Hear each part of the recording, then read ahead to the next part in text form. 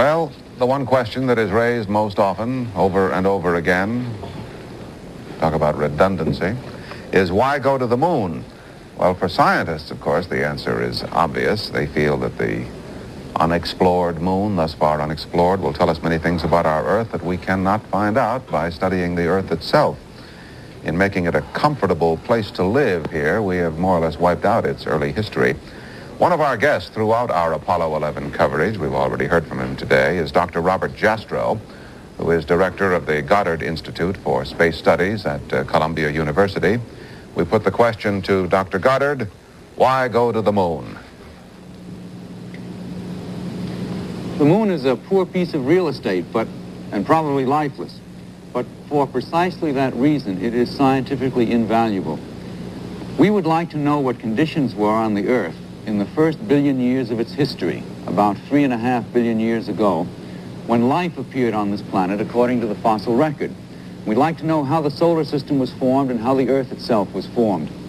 These are things that we would like to know in order to understand whether we are probably unique in our human experience in this part of the world or this part of the universe, or whether what we are experiencing on our planet has been gone through many times in many places. Now, unfortunately, this early history of the Earth has been wiped out by the very factors on our planet that make it such a comfortable place to live in. We have running water, and we have winds, atmosphere. They erode all of the record of our past. We have mountain building, which creates the beautiful continents, but it also wears out and turns over and churns around the record or the rocks that were laid down here when the Earth was a young planet. The very life that we have has removed the traces of its own origins. On the moon, however, which we think is probably lifeless, there's no atmosphere, there's no running water at the present time, and we think that the record of its past is infinitely better preserved than it is on the Earth. Just looking at a picture of the moon such as this one shows you countless craters, the scars of meteorite impacts that have occurred throughout the moon's history. There are 100,000 of them or so visible in a telescope on the front face of the moon alone. Now, these craters, which were probably formed by meteorite impacts, have also, or must also, have occurred on the Earth. The same bombardment by meteorites must have occurred. There are, however, very few remains of those craters left. One of the few remaining is the Arizona crater, a crater 4,000 feet across that you can see when you fly, let's say, from New York to Los Angeles in a jet. This is one of 20 or so craters that are still visible on the face of the Earth. The other hundreds of thousands of millions have been worn away and turned over and buried. Because of the fact that these craters still remain on the moon but are gone from the Earth, we are pretty confident that the moon's surface goes back farther than the surface of the Earth. Just as a digression, by the way, I'd like to mention that there was a big dispute among scientists until recently over whether the craters on the moon were volcanic or meteorite impact. I think most people believe that while some of these craters are volcanoes, the majority of them are meteorite impacts. And the reason they believe that can be demonstrated in the studio. When a meteorite comes into the surface of the moon, it has so high a speed that its energy per pound is 5 or 10 times that of TNT. It drills a clean hole in the surface of the moon and buries itself underground, driving a plug of moon rock ahead of it at such a great rate that the plug of rock is compressed and heated to a gas, a vaporized rock gas. When the meteorite comes to rest, then this plug of hot gas explodes, ejecting all the material above it and forming a crater, something like a bomb crater. Bomb craters have exactly the same size and shape as most craters on the moon, and we think, therefore, that moon craters are bomb craters. I can't explode a bomb in the studio, but I have buried a firecracker in a bin of sand to produce a small crater of the kind you can see in surveyor photographs of the moon, and a crater which in minuscule form has the dimensions, the scaling, and the shape of lunar craters and bomb craters on the Earth.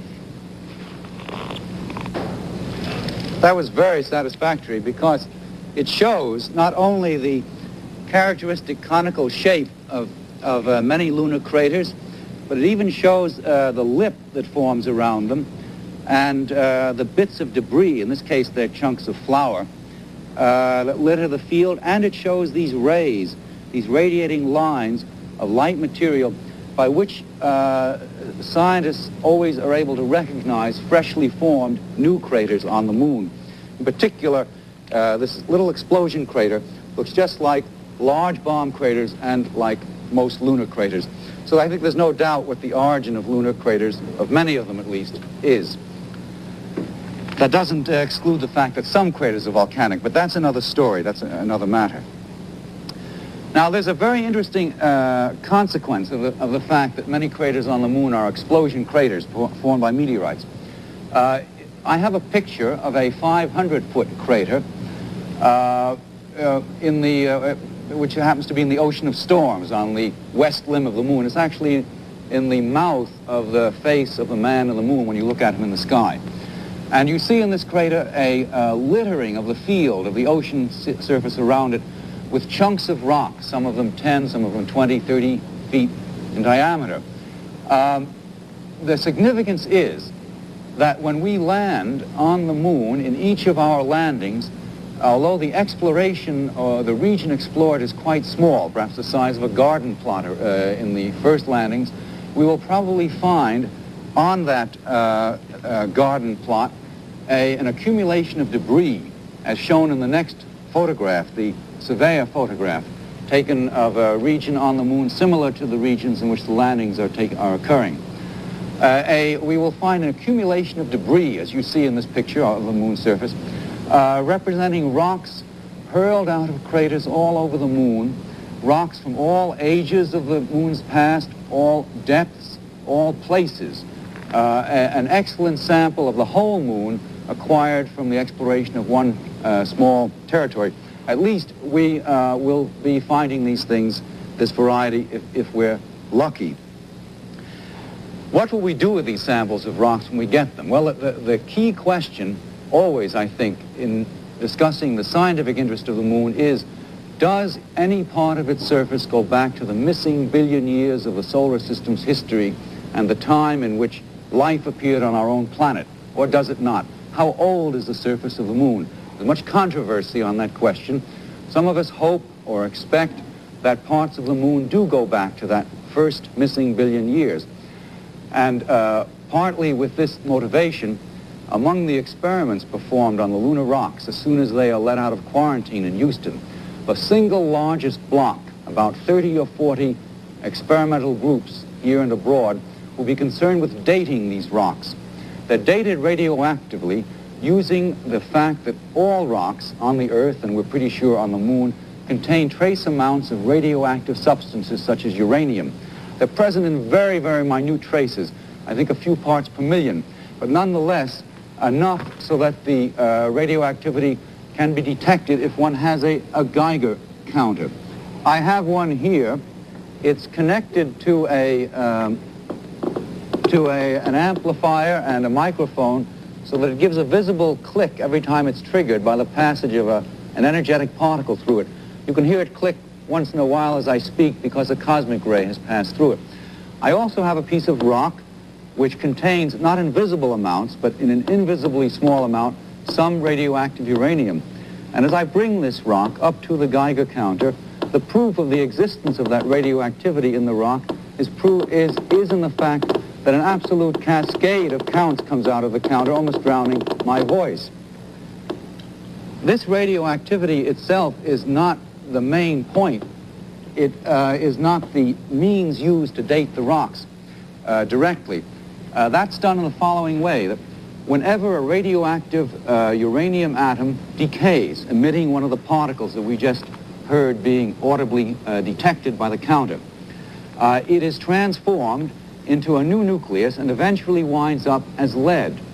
If the rock is very old, most of the uranium in it has been converted to lead.